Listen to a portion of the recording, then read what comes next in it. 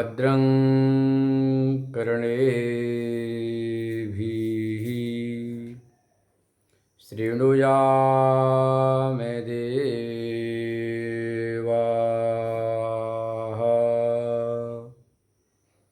भद्रं पश्येमाक्षभिर्यजत्राः स्थिरैरङ्गैस्तुष्टुवाग्वंशस्तनोभिर्व्यसेमदेवहितं यदायुः स्वस्ति न इन्द्रो वृद्धश्रवाः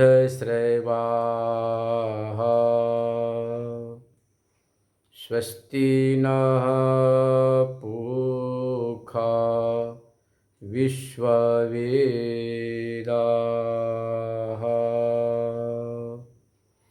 स्वस्ति नस्तार्क्ष्यो अरिष्टनेमिः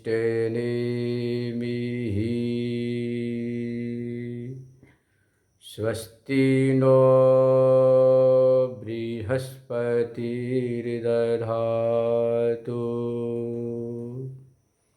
ॐ शान्तिः शान्तिः शान्तिः। प्रेम से बोली सच्चिदानंद भगवान की, काशी विश्वनाथ भगवान की, वृंदावन बिहारी लाल की, राजा रामचंद्र महाराज की जय हो। मुंबापुरी संवस्थित स्वामी श्री प्रेमपुरी संस्था ट्रस्ट से प्रायोजित एवं कृष्ण कुमार दैया परिवार से समायोजित गीता चिंतन माला की 15वें अध्याय के 3 श्लोक तक संक्षेप से विचार श्रवण कर चुके हैं। चौथे श्लोक का उच्चारण। ततः पदं तत्परिमार्गितव्यं यस्मिन् गता न निवर्तन्ति भूयः तमेव चाद्यं पुरुषं प्रपद्ये यत प्रवृत्ति प्रसिता पुराणी निर्मानमोहाजितसंगदोषा अध्यात्मनित्या विनिवृत्तकामः द्वन्द्वैर्विमुक्ता सुखदुःखसंगैर्गच्छन्त्यमूढा पदमव्ययं तत्।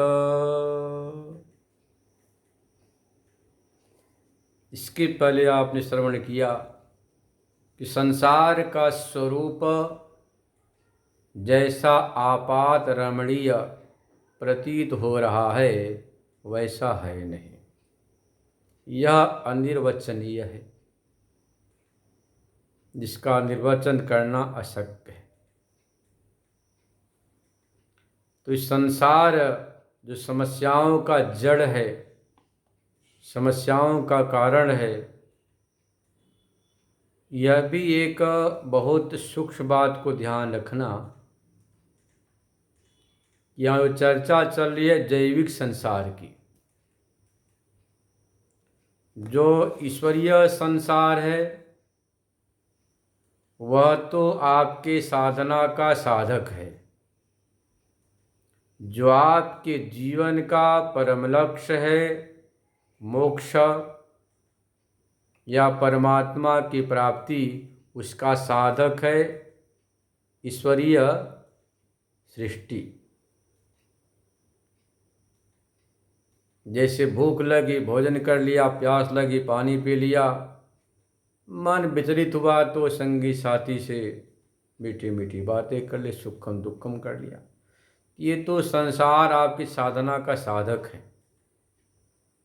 परंतु जो जैविक संसार है, जो अश्वत्थ है,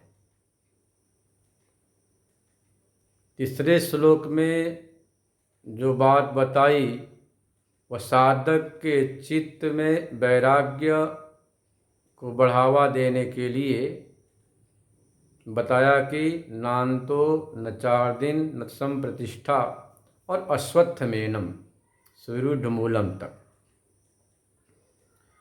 अश्वत्थ शब्द भी इस जैविक सृष्टि के लिए ही कही गई है।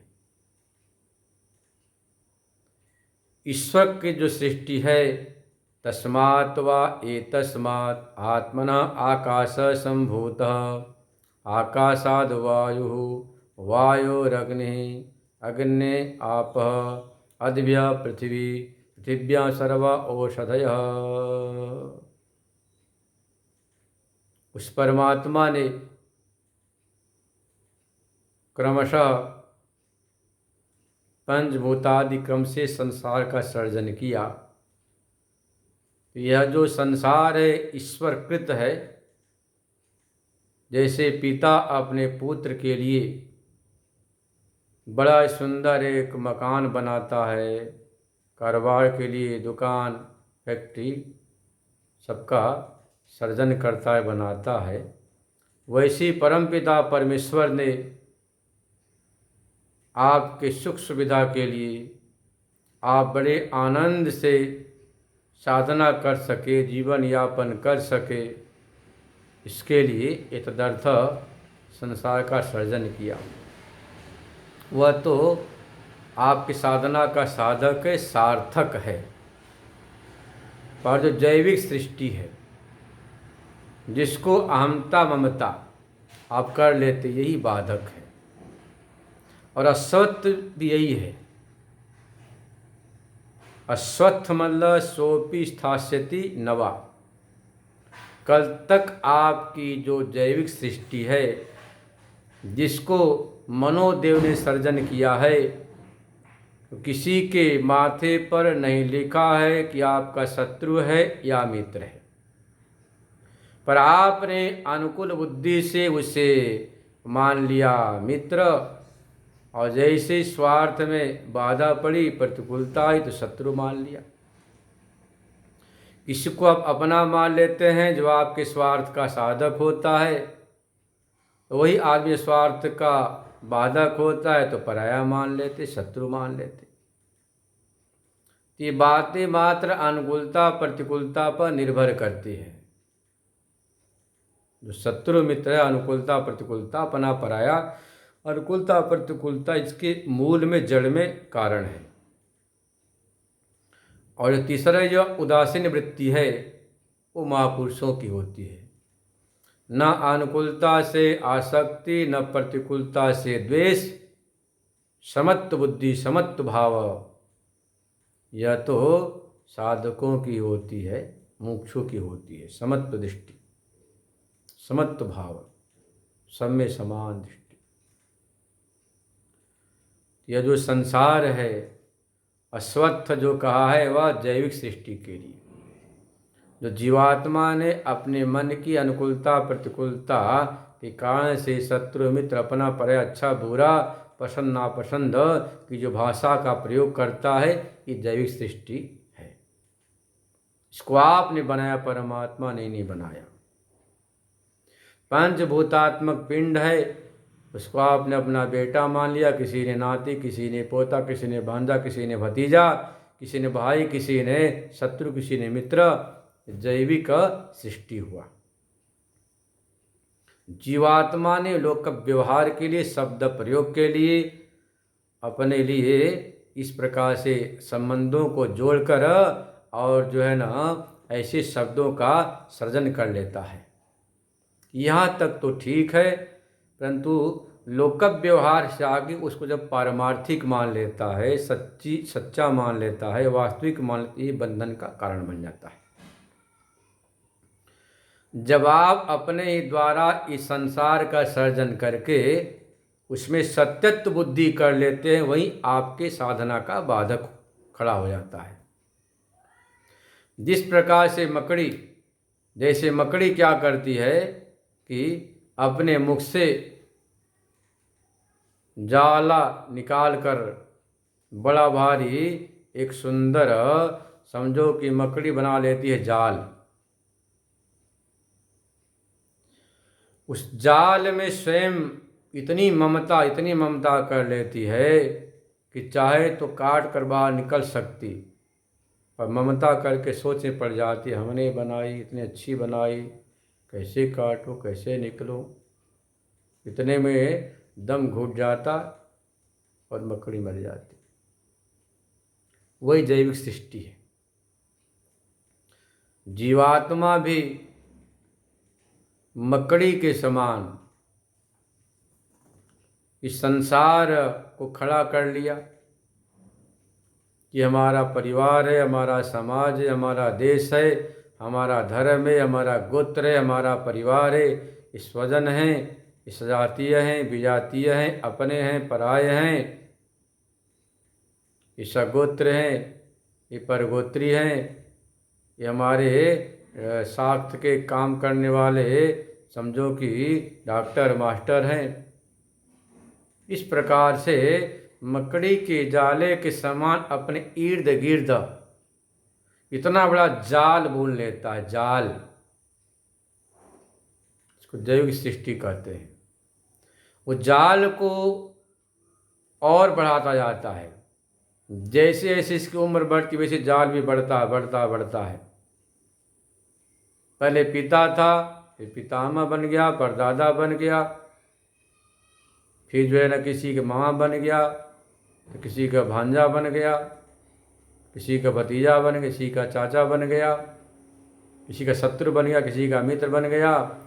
तमाम शब्द और व्यवहार का यह सर्जन करके वो मकड़ी के समान एक जाल अपने चारों तरफ बुनकर खड़ा कर लेता है, आगे पीछे उसी में बंध जाता है और इतना दृढ़ हो जाता है, दृढ़, इसको बोलते सुविरूढ़ मूलम। जो तीसरे श्लोक में बात आई, सुविरूढ़ मूलम, राग द्वेष इतना मजबूत कर लेता है कि बाहर आना चाहे तो भी संभव नहीं। सद्गुरु निकालना चाहे तो बोलता, महाराज इतना लंबा चौड़ा परिवार, बंधु बांधव, और कैसे मैं इनको छोड़कर आपकी शरण में जाऊं, बड़ा भारी अनर्थ हो जाएगा, मेरे बिना काम नहीं चलेगा। बुढ़ापे तक एक ही जवाब देता है, जब अच्छे संत महापुरुष कहते भाई समय निकालो, भजन करो, भक्ति करो, बहुत दुनिया तुमने देख ली, एक ही जवाब घिसा पीटा होता है कि हमारे बिना ये लोग कब व्यवहार, ये परिवार, कारोबार कैसे चलेगा। जब तुम नहीं थे तब भी चल रहा था, तुम नहीं होंगे तब भी चलेगा। पर मकड़ी के जाल के समान ऐसा ताना बोना एक जाल बोल लेता है और जाल बन को उसी में फंस जाता है। फंसने के बाद फिर क्या कहता है, महाराज ये भगवान की माया छूटती नहीं। इसी को सुविरूढ़ मूलम का दिया, ऐसा मूल दृढ़ हो गया। तो सचमुच में यदि आपने संसार के स्वरूप को ठीक से समझ लिया कि संसार आपका सहिष्णु है, अनित्य, विनाशी है, ऐसा समझ लिया, ऐसा समझने के बाद फिर आप के चित्त में वैराग्य हो जाता है और वैराग्य होने के बाद असंगता आती है। तो कहते असंग शस्त्रेण दृढ़ छित्वा, दृढ़ता के साथ असंग शस्त्र के द्वारा जैविक संसार का छेदन करना। भागवत में भी आया, ऋषियों ने कहा कस्य त्वं पुत्र, वसुदेव जी को बोला कि तुम्हारे कोई पुत्र नहीं, तुम किसी के पिता नहीं, यह तो मोह इमाम मोह जालम छिंदी, काटो मोह जाल को, जो स्नेह पास है इसको नष्ट करो। ये जो स्नेह का पास उससे आप बंधे हुए हैं, तो स्नेह पास के छेदन के लिए बताया असंग शस्त्रेण असंगता, कंटके निव कंटकम, कांटे से कांटे को निकालते हैं। तो असंग शास्त्र, असंगता यदि मंद हो तो क्या करना, कहते संतों की संगति करो। तो संतों के संगति करने से और असंगता दृढ़ होगी। दुनिया की संगति करोगे, विषय की संगति करोगे, प्राकृत वैश्विक प्राणी की संगति से विषय की ज्वाला और प्रज्वलित होती जाती है। और वैषयी जो पुरुष है, जो वैषयिक और पामर प्राकृत पुरुष है, इनकी संगति से इतनी प्रज्वलित आपकी वासना हो जाती है कि जलाकर राख कर देती। पर यदि आप संतों की संगति करेंगे तो वहाँ भी एक है, ज्वाला है, वो ज्ञानाग्नि है। नहीं ज्ञान सदृशम पवित्र में विद्यते, ज्ञान के समान पवित्र कुछ भी नहीं है। और ज्ञानाग्नि भस्मसात कुरुति, तथा जो ज्ञानाग्नि है सारे पाप ताप को जलाकर राख कर देती है। तो विषय के अग्नि तो आपको जला कर राख कर देती, हाय हाय करते करते मर जाते, दुनिया वाले जलाकर आपको राख कर देती, शमशान फूक ताप कर स्वाहा। परंतु संतों की संगति करेंगे तो संतों की संगति से एक असंग शस्त्र मिलेगा और दृढ़ मजबूत होगा, असंगता बढ़ेगी। और अंत में इतनी असंगता बढ़ जाएगी कि ज्ञानाग्नि के द्वारा सर्वाणि कर्माणि भस्मसात् कुरुते, तथा सारे जो संचित क्रियमाण कर्म हैं जल के भस्म हो जाएंगे। भोगेन तु इतरे छपित्वा, ब्रह्मसूत्र में कहा गया है, प्रारब्ध कर्म भोग से क्षीण हो जाएगा, इसके बाद विदेह मुक्ति। तो निर्णय आपको करना है कि संगति किसकी करनी, संतों की संगति या विषयी पुरुषों की संगति। विषयी पुरुषों की संगति करेंगे तो विषयम विश्वत विद्धि, ये विषय कैसे विष के समान, जहर के समान है, और जलाकर आपके शरीर को राख कर देते हैं। इसलिए आपको विचार करना कि शमशान का राख बनना है या यज्ञ कुंड का राख बनना है। शमशान की राख तो अशुद्ध अपवित्र मानी जाती, पर यज्ञीय जो राख है उसको सब सर पर लगाते हैं, पवित्र घर में रखते। तो संतों की संगति से ये जो ज्ञानाग्नि है भस्मसात् कुरुते, था आपके सारे बंधनों को छुड़ा देती है, मुक्त हो जाते हैं। तो जीवन में असंगता आनी चाहिए। तो असंगता आती कैसे, तो परमात्मा या परमात्मा जिसके चित्त में है ऐसे महापुरुषों की संगति करने से। सबके हृदय में तो परमात्मा बैठा है, ईश्वर सर्वभूतानां हृदय से अर्जुन तिष्ठति, बात तो सत्य है। पर अज्ञानी के हृदय देश में जो परमात्मा बैठा है उसको पहचान नहीं पाता। जैसे बादल से सूर्य ढक जाते हैं तो सूर्य की रोशनी बाहर नहीं आती है। सूर्य तो मौजूद है, गगन मंडल में सूर्य मौजूद है, परंतु बादल से सूर्य जब ढक जाते रोशनी आप तक पहुंच नहीं पाती। ऐसे अज्ञानी यों के हृदय में जो अंतरात्मा परमात्मा है वह विद्या से आवृत होने से रोशनी बाहर आ नहीं पाती। पर ज्ञानी अब विद्या सविद्या का ध्वंस कर देते, इसीलिए उनकी रोशनी बिल्कुल बाहर आती। उनके छत छाया में जो भी आता, ज्ञानी महापुरुषों के छत छाया में जो भी आता है वह बिल्कुल प्रसन्न आनंदित प्रफुल्लित हो जाता है। तो आपको विचार करना है। असंग शस्त्रेण दृढ़ेन छित्त्वा, फिर क्या करे, ततः पदम तत्परिमार्गितव्यम यस्मिन् गता न निवर्तन्ति भूयः। ज्ञानी के शरण में जाने के बाद, और ज्ञानी भी कैसा हो, गुरु भी कैसा हो, कसौटी है, लिखा ना कि तत्परिमार्गितव्यम। जब संसार से वैराग्य हो जाए, असंगता आ जाए, संगता का दृढ़ मतलब बिल्कुल पक्की होना चाहिए। ऐसा नहीं आज हुआ कल मिट गया, ऐसे नहीं। बिल्कुल जब पक्की असंगता आ जाए तो आने के बाद तत्पदम परिमार्गितव्यम, जो परम पद है उसका खोज करो।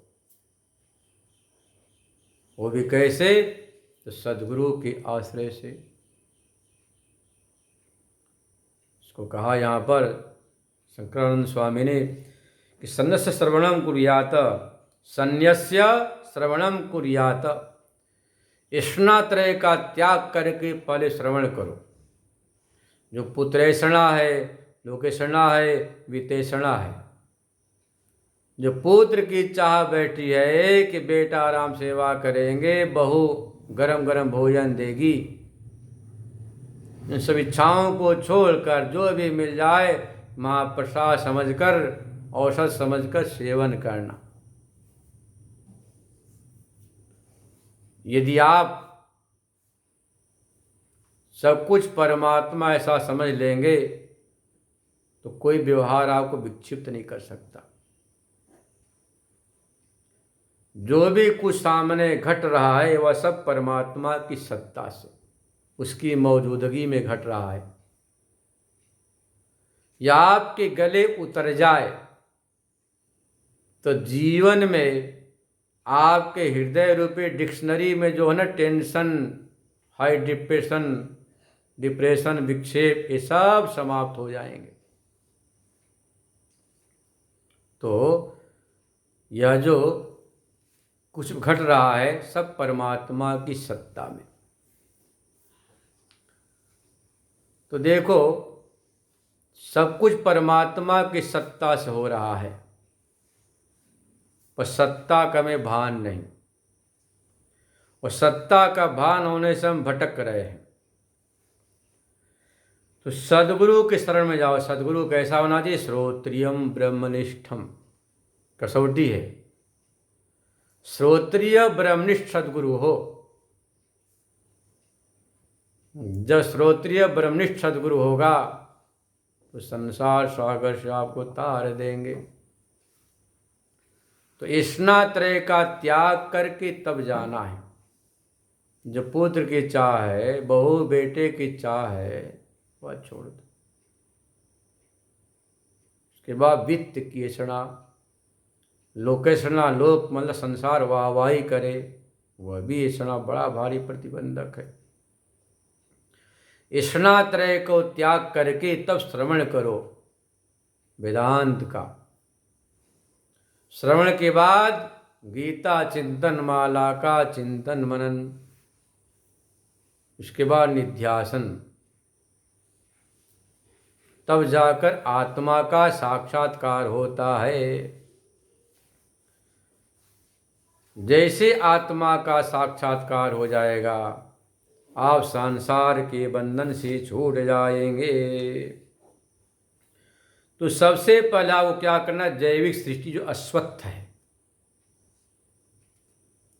जिसको आपने मकड़ी के जाल के समान ताना बोना बोना बनाया है, वह अश्वत्थ मतलब कि क्षणिक है, कल तक रहेगा कि नहीं रहेगा कोई भरोसा नहीं। बुढ़ापे आते आते सारे रिश्तेदार नातेदार सारे संबंधी बिखर जाते हैं, एक एक करके बिखर जाते हैं, शक व्यवहार में बदलाव आ जाता है। तो जैविक सृष्टि अश्वत्थ के समान ऐसा समझ करके असंगता को उपलब्ध करके इसके बाद फिर क्या करना है, तो कहते हैं कि जब जैविक सृष्टि पर अंकुश लग जाए, विचलित न कर सके, सब कुछ परमात्मा का ही है, विश्वम ब्रह्म सर्वम खलविदम ब्रह्म, सब ब्रह्मी ब्रह्म है। जब आप ऐसा मान लेते, देखो पहले क्या मान रहे थे कि मेरा मकान, मेरा दुकान, मेरा परिवार, मेरे बंधु बांधव, ये लोक दृष्टि है। शास्त्र दृष्टि जब आ गए तो क्या बोलते, सब परमात्मा का, ये मेरा तो कुछ नहीं, क्योंकि आपके आने के पहले भी था, जाने के बाद भी रहेगा, ये सब परमात्मा का है, सब भगवान का है। ये शास्त्र दृष्टि है। इस दृष्टि के आने के बाद संगता हो जाती है। असंग परमात्मा के नाम है, असंगो ही अयम पुरुष नहीं संगने सज्जते, पुरुष परमात्मा असंग है। इसके बाद में जब मन से सृजित संसार के जाल का उच्छेद हो जाए, सतगुरु के चरणों में बैठकर वेदांत का श्रवण करे, ततः पदम तत्परिमार्गितव्यम यस्मिन् गता न निवर्तन्ति भूयः। अन्वेषण करे कि आत्मा कैसा है। भय बिन हो तन प्रीति, वैराग्य चित्त होने के बाद में आप मन में भय होता है कि भाई मैं मर जाऊंगा तो मेरा क्या होगा। हमारे शास्त्रों में जो अधर्म का, पाप का जो नरक फल बताया है, भागवत में तो 18 प्रकार के नरकों की चर्चा है। रो रो महारो रो, घोर रो रो, सूची मुख, बहुत विलक्षण नरकों का वर्णन। जब आप सुनते कि फलाने पाप का फला नरक दंड है, तो आप पापी कर्म से दूर हो जाते। राम रमेगे, चोरी नहीं करना, झूठ नहीं बोलना, है ना, इससे व्यावृत हो जाते, मन हट जाता। यहाँ पर ही मौत का भय। कहते एक सेठ जी थे, तो एक ब्रह्मचारी भिक्षा करने आए। बोले सेठ जी राम राम, कोई उत्तर नहीं। सेठ जी मस्त, रो सकता है सीताराम को भगत हो, सीताराम महाराज, फिर भी अपने हिसाब किताब में व्यस्त। हर हर महादेव, सोचे क्या पता महादेव जी के भगत हो, हर हर महादेव। फिर भी सेठ जी के कान पर जू नहीं रहेगा।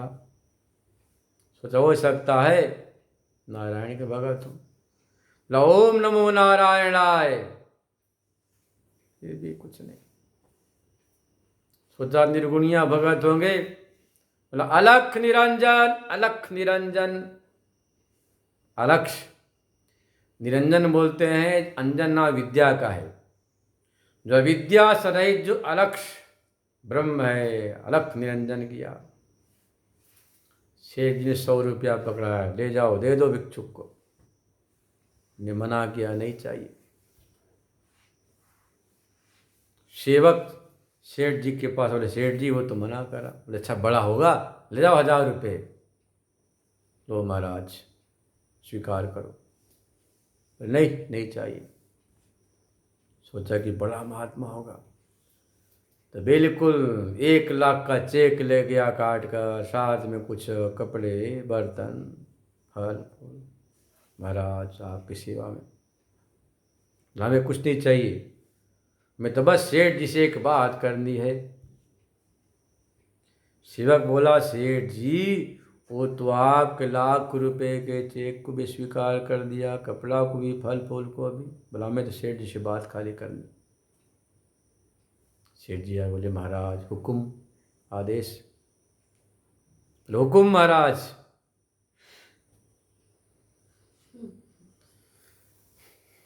बमचाई ने कहा कि सेठ जी, हमारे गुरु महाराज ने कहा बस 1 मास और आपको इस दुकान में बैठना है, फिर आपकी मौत हो जाएगी। आज के 30वें दिन आपकी मौत।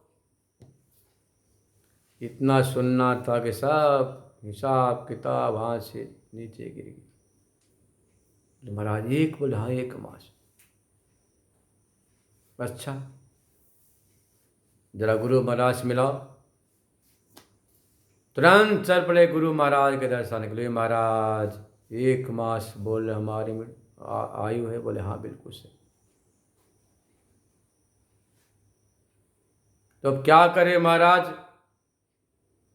जब 1 महीने दुनिया में रहना है, फिर क्या हम करें। म्रियमाण से ही किम कर्तव्यम, म्रियमाण को क्या करना चाहिए। सब म्रियमाण हैं, सब मरने वाले। इसका नाम मर्त्यलोक।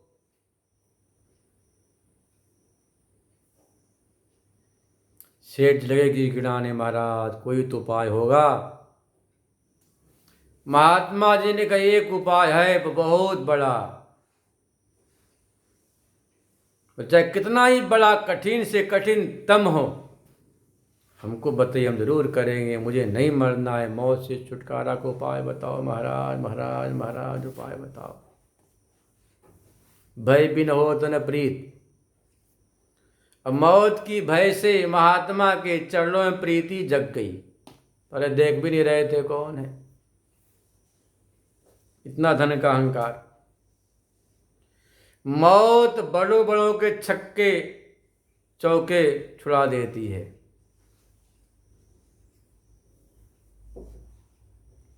एक उपाय है, तुम शिव जी के मंदिर बैठकर महामृत्युंजय का जप करो कि भावी मिट सके त्रिपुरारी। भावी को त्रिपुरारी शायद मिटा दे, भी एक उपाय है। बस रात दिन खाना पीना छोड़कर स्रोतो भावे न शिव जी के मंदिर में बैठकर ओम नमः शिवाय,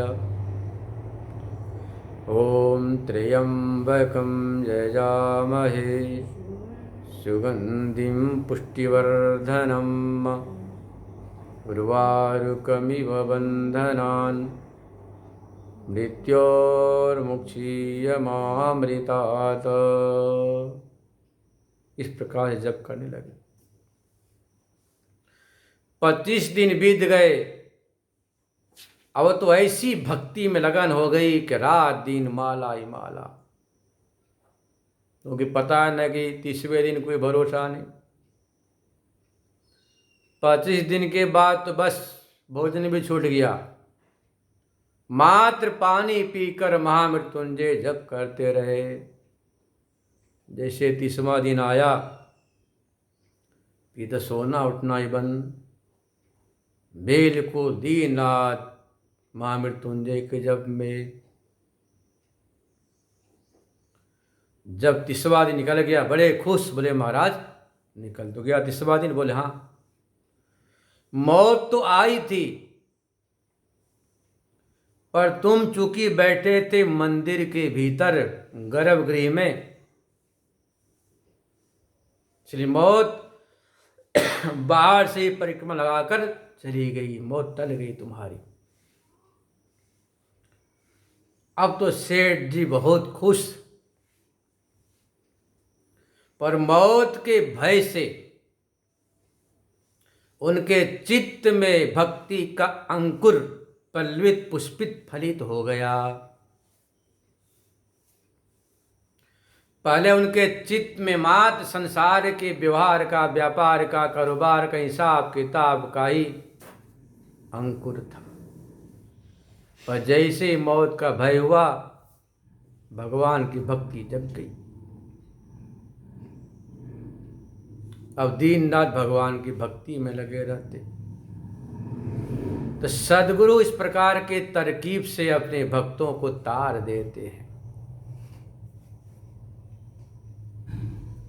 तो यहाँ पर भी सद्गुरु के पास जाकर कैसे श्रद्धया भक्तया शुश्रूषया, श्रद्धा से भक्ति से सेवा करके, जो श्रद्धा भक्ति सेवा पूर्वक सत्संग सुनते हैं तो बहुत जल्दी फलित होता है। बिना श्रद्धा के बहुत काल की अपेक्षा होती है। तो तत्परिमार्गितव्यम खोज करना, क्या खोज करना? यस्मिन गता न निवर्तन्ति भू, यह जिस मार्ग में जाने के बाद लौट कर नहीं आना पड़ता है, यह ऐसा निवृत्ति मार्ग है, भक्ति मार्ग है, ज्ञान मार्ग है। जब वहाँ पहुँच गए कभी दोबारा लौट के नहीं आना पड़ेगा। ये मुक्ति मार्ग, ये गमनागमन के चक्र से आपके पिंड का छुटकारा हो जाता है। नहीं तो कर्मानुसार स्वर्ग जाओ, क्षीणे पुण्य मर्त लोके विशंति। आम जनता तो इतनी समझती है कि पुण्य कर्म से स्वर्गीय और पापीय कर्म से नारकीय योनि। पर वेदांत आपको नरक के समान स्वर्ग को भी बाधक कहता है, बाधक बल्कि ज्यादा। नरक में तो तरह तरह की पीड़ा होती है, उस पीड़ा से कदाचित वैराग्य भी चित्त में हो जाए, हे भगवान छुड़ाओ, हे प्रभु बचाओ बचाओ। पर स्वर्ग में इतने संसाधन है, इतने सुख सुविधा है, वहाँ से तो वैराग होने का तो नाम ही नहीं, बल्कि और चित्त आपका भोगासक्त होते जाता है। श्री ईशावास्योपनिषद में इसको ज्यादा बंधन कहा है, स्वर्ग को। पर वेदांत आपको स्वर्ग नरक दोनों से उठाकर मोक्ष में प्रतिष्ठित करता है, स्वरूप में प्रतिष्ठित करता है। कैसा स्वरूप है? यस्मिन् गता न निवर्तन्ति भूयः। जिस स्वरूप में प्रतिष्ठित होने पर गमनागमन होता ही नहीं। ये गमनागमन जो कहते हो व्यवहारिक, जैसे आकाश,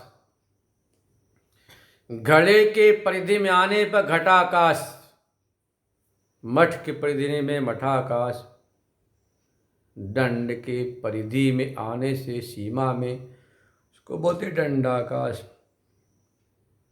जैसे ही पतली सी घट की उपाधि टूट गई, बिखर गई, घटाकाश महाकाश में विलय हो गया। पहले भी महाकाश में ही था, पर छोटी सी जो उपाधि थी, उपाधि से अलग भाषित हो रहा था। उपाधि एक दीवार थी, चट्टान थी महाकाश होने में। जैसे घट की उपाधि का विनाश हुआ, कहते महाकाश में चला गया। हो जाता नहीं, उपाधि मात्र नष्ट होती। सिख व्यवहारिक भाषा में बोलते चला गया। तो यहाँ पर ही बता रहे, यस्मिन् गता न निवर्तन्ति भूयः, जहाँ से जाने के बाद जाना आना नहीं पड़ता है। तमेव चाद्यं पुरुषं प्रपद्ये, यत प्रवृत्ति प्रसिता पुराणी। वही जो आद्य पुरुष है, जिसको हम आदि पुरुष कहते हैं, वह पुरुष कहाँ रहता है जी? यहाँ बताया कि असंगता आने पर सद्गुरु के पास जाए और अन्वेषण करे कि आत्मा वास्तव में क्या चीज है। अन्वेषण करने के बाद का तमेव चाद्यम पुरुषम प्रपद्ये, पुरुष की शरणागति ले, शरण में जाए। पुरुष कहाँ रहता है? किसी की शरणागति लेनी हो, सदगुरु की या माता पिता की, तो उनके पास चल के जाना पड़ता है ना। या वे दयालु आपके पास तुम्हारे पास आ जाए तब बात बनती है, या तुम वहां पर चल के जाओ तब जाके बात बनेगी शरणागति की।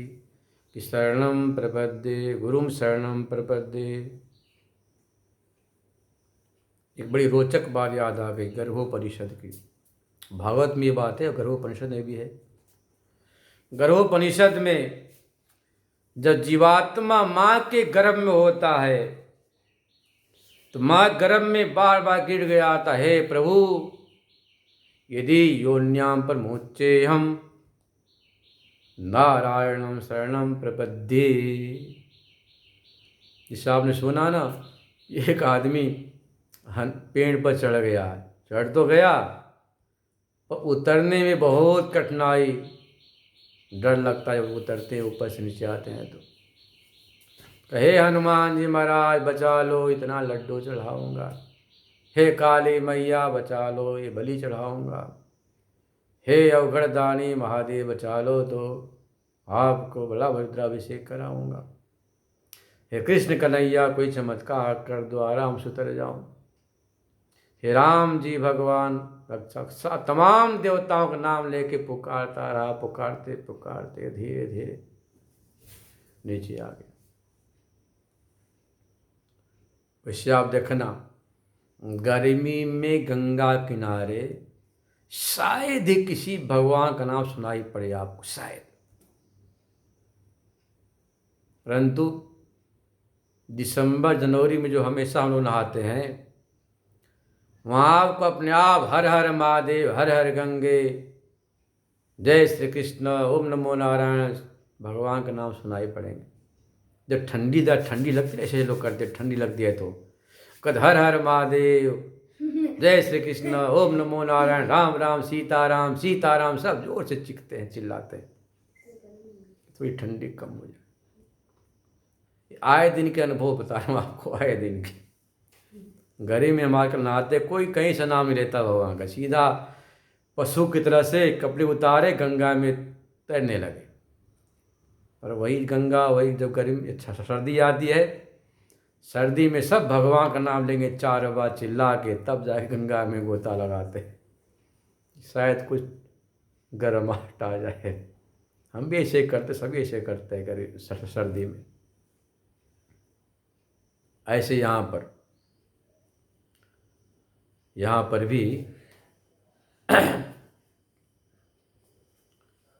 तो तमेव चाद्यम पुरुषम प्रपद्ये, आप पुरुष की शरण में जाएंगे तो पुरुष कहाँ है ये ढूंढना पड़ेगा ना। जब तक आपको यह न मालूम पड़ जाए यह पुरुष कहाँ, परमात्मा कहाँ, तब तक शरण में कैसे जाएंगे। तो जब कोई संकट समस्या आती है तो आप जोर से पुकारते हैं। जैसे जीवात्मा जब गर्भ में आता है तो बड़ी पीड़ा होती, जब गर्भवास में पीड़ा होती, गर्भवास जन्य जो पीड़ा है उससे परमात्मा को पुकारते हैं। गर्भवास जन्य पीड़ा से पीड़ित होकर परमात्मा को याद करते हैं, सारे भगवान को। यदि योन्याम प्रमुच्चे हम नारायणम अरण्यम मतलब शरण्यम प्रपद्ये। यदि योन्याम प्रमुच्येहम महादेव शरणम प्रपद्येहम यदि योन्या प्रमुच्येहम सांख्य योगम अभ्यस्य। यदि एक बार गर्भ से बाहर निकल जाऊं तो नारायण की शरण लूँगा, महादेव की शरण लूँगा, सांख्य योग का अभ्यास करूँगा, ध्यान करूँगा, बार बार चीख कर प्रार्थना करता। और जैसे बाहर आता वो वैष्णवी माया के कारण से सब भूल जाता है, सब भूल जाता। इसी भगवान की माया। यहाँ पर भी शरण लेनी है, पर पुरुष कहाँ है? मथुरा है, काशी है, वृंदावन, अयोध्या, द्वारिका, कांची है कहाँ की? वाराणसी कहाँ बैठा? कदे पुरुषः पुरीसेनादवा पुरुषः नौ द्वारे पुरे देहि नैव कुर्वन्न कारयन्। 9 दरवाजे का जो नगरी शरीर है, आँख, नाक, कान, हस्त, पाद, पायोपस्थ, इस पुरी में रहता है। पूर्णत्वात् वा पुरुषः। आप चाहते हैं कि हमारी कामना इच्छा पूरी हो जाए, तो वही पुरुष परमात्मा आपकी इच्छा कामनाओं को पूर्ण करने में समर्थ है, क्योंकि वह पूर्ण है, इसलिए पुरुष कहते हैं। तो जो परमात्मा है उस दाय से भी बनता है पुरुष।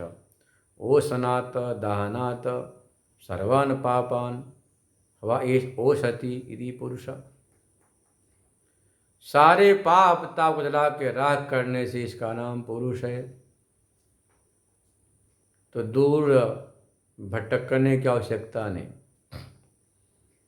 जो आपके हृदय में, हृदयाकाश में विशेष अभिव्यक्त होता है तो कण कण में, क्षण क्षण में, जन जन में व्याप्त है। जैसे तिल में तैल व्याप्त है, जैसे तिल में तैल व्याप्त है, ऐसे ही परमात्मा कण कण में मौजूद है, क्षण क्षण में है, जन जन में है। ऐसी कोई जगह नहीं जहाँ पर वह न हो। परंतु विशेष अभिव्यक्ति स्थल है हृदय। तो आपके हृदयाकाश में जो परमात्मा मौजूद है उसकी संज्ञा पुरुष हो गई। जब आप उसकी शरण में जाते हैं तो हृदयाकाश में दोनों है, काम भी है, राम भी है। यदि आप कामना की शरण लेंगे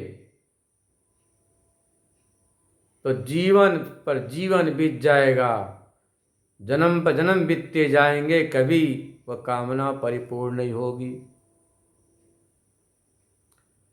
और जो हृदयाकाश पर परमात्मा जो पुरुष मौजूद, उसकी शरण में जाएंगे, शरणम प्रपद्ये, शरणागति लेंगे। वह कैसा है? यतः प्रवृत्ति प्रसिता पुराणी। उसी परमात्मा से, पुराणी बोलते चिरंतन, सदातन, जो आपकी प्रवृत्तियां हो रही हैं, जो प्रवृत्तियां हो रही हैं उसी परमात्मा की सत्ता से, उसी की स्फूर्ति से हो रही है। उसके सत्ता के बिना एक पत्ता भी हिलता नहीं। तो सारे प्रवृत्तियों का वही जो कारण है, यतः प्रवृत्ति प्रसिद्धा पुराणी। ऐसे परमात्मा की शरणागति लेने के बाद फिर आप कृतकृत्य हो जाते हैं, कुछ शेष नहीं रहता है। अज्ञानी जीव संसार की शरण लेता है। जब आप संसार की शरण लेंगे तो भाई देखो, जिसके पास जो होगा वही देगा। सियार के गुफा में जाओगे तो हड्डी मांस ही मिलेगा, पर हाथी के गुफा में जाओ, शेर गुफा में तो गज मुक्ता मणि मिलेगी। तो संसार के पास समस्या है, पीड़ा है, जाट है, अनित्यता है। इसके शरण में जाएंगे तो वही अनित्यता, जड़ता, पीड़ा और चिंता, समस्याएं आएंगी। जब महात्मा के पास आते तो क्या बोलते, महाराज तमाम समस्या ही समस्या, आप कुछ कृपा करो, इस समस्या से छुटकारा हो। महापुरुष कहते हैं कि देख भाई, समस्या का ही नाम संसार है, और यह समस्या तुमने खड़ी की है। तो तुम्हारे अंतःकरण में यह जो भावना हो गई कि यह मेरा या तेरा, ईश्वरीय सृष्टि किसी के सामने समस्या नहीं खड़ी करती। जो जीवात्मा ने दैविक सृष्टि बना लिया कि यह मेरा या तेरा, मैं और तू, इस भाव के आते ही तमाम समस्याएं खड़ी हो जाती है। जो तमाम समस्या है, इसी का नाम संसार है। तो समस्या है तो समाधान भी है। समाधान क्या है, स्पष्ट कर दिया है। जैसे भाई आपको डॉक्टर बनना, मास्टर बनना, इंजीनियर बनना, तो क्या करते हो आप, हाथ पर हाथ धर कर घर पर नहीं बैठते, आप अध्यापक की शरण में जाते हो, 25 साल तक पढ़ते हो, फिर प्रैक्टिकल अभ्यास करते हो, फिर अच्छे डॉक्टर बनते, मास्टर बनते, इंजीनियर बनते। इसे यहाँ पर भी जी आपको समस्या का समाधान, जी समस्या आज नहीं, लाखों अरबों खरों वर्षों से चली आ रही है। इस जन्म मरण रूपी भवरोग से छुटकारा पाना है, जन्म मरण रूपी संसार छुटकारा पाना है। सबसे बड़ा रोग है जन्म और मरण, इससे छुटकारा आपको पाना है। तो सीधी सीधी बात है, सद्गुरु की शरणागति लो। ये क्या बताएंगे कि तू तमेव चाद्यम पुरुषम प्रपद्ये, तू संसार की शरणागति छोड़ो, परमात्मा की शरण हो जाओ। हे नाथ, मैं आपका हूँ और दूसरा मेरा कोई नहीं। सबको देख लिया हमने, आजमा लिया हमने। महाभारत के प्रसंग में आपने देखा, सुना, पढ़ा कि द्रौपदी जब तक पांडवों को पुकारती रही, अन्यान्य को कि बचाओ बचाओ, रक्षा करो, हमें लाज को बचाओ, कोई नहीं आया। जैसे ही परमात्मा की शरण हो गए, हाथ को ऊपर खड़ा कर दिया, प्रभु त्राहि माम रक्ष माम शरणागताम, वैसे तत्काल भगवान साड़ी रूप में परिवर्तित हो गए। तो संसार के अभिन्न निमित्तोपादान कारण जो ब्रह्म है, वही परमात्मा प्रत्यक्ष आज अपने को साड़ी रूप में परिणत कर दिया। 10,000 हाथियों के बल वाला दुशासन भी साड़ी खींचते खींचते मूर्छित तो गिर पड़ा, पर साड़ी बढ़ती गई बढ़ती गई। कब? जब द्रौपदी परमात्मा के पुरुष की शरण में गई। इसी गजराज जब तक अपने बल से सागर में लड़ता रहा ग्राह से, तब तक ग्राह उससे जल के बीच खींचता गया। जब ग्राह ने अनुभव किया कि अब मैं अपनी ताकत से बच नहीं सकता, हारे का नाम हरि है, इसमें कोई शर्म की बात नहीं। तुरंत परमात्मा के शरण में गया। नारायणम अरण्यम शरणम प्रपद्ये। तुरंत छंदोमयेन गरुड़ेन परमात्मा प्रकट होकर गजराज को बचा लिए। यह जीवात्मा जैसे ही परमात्मा की शरण में जाता है, हे नाथ हे नारायण मुझे बचाओ, रक्षा करो, अब मेरा संसार में कोई नहीं, एक आप ही हमारे हो। शरणागति लेते ही तत्काल परमात्मा किसी न किसी रूप में आकर जरूर उसकी रक्षा करते ही करते हैं, बशर्ते जीवात्मा ईमानदारी से परमात्मा की शरण में जाए। यदि नाटक करोगे तो पकड़े जाओगे, नाटक नहीं करना। कहते न वृंदावन में एक बहू बाहर से ब्याह कर आई थी, बहुत पढ़ी लिखी थी, उसने PhD डिलीट सब कर रखा था। उसने कहा कि ये गांव की ग्वारी नहीं, इनको पता ही नहीं, जरूर कुछ लोगों को कन्हैया नाटक करता होगा। उसने देखा गोपियाँ कहती हा कान्हा हा कृष्ण हे देवकी नंदन बचाओ बचाओ, इतने में आता है, कान में कुछ बोलता है, वो उठ के खड़ी होकर नाचने लग जाती है। वो जो बाहर की पढ़ी लिखी बहू ने नाटक कर दी, मन में भाव तो था नहीं, श्रद्धा विश्वास है नहीं। हे कान्हा हे देवकी नंदन आओ बचाओ बचाओ करके मूर्छित हो गई, मूर्छा का स्वांग कर लिया। इतने में दौड़ कर गए, कान्हा को बोले कान्हा कान्हा हमारे घर में जो फला गांव की बहू है, शहर से आई है, बहुत पढ़ी लिखी, वो तुम्हारी दीवानी है, तुम्हारा नाम लेकर और मूर्छित हो गई। भगवान आए, बोले अरे हमारा नाम नहीं, इसको तो बड़ा भारी भूत लग गया है, भूत पकड़ लिया है। और सबने कहा भूत को कैसे झाड़ा जाए? तो कान्हा ने कहा जब मैं छोटा था ना, तो भूत भवन भोलेनाथ आकर मुझे थोड़ा सा मंत्र बता गए, वो मुझे स्मृति है।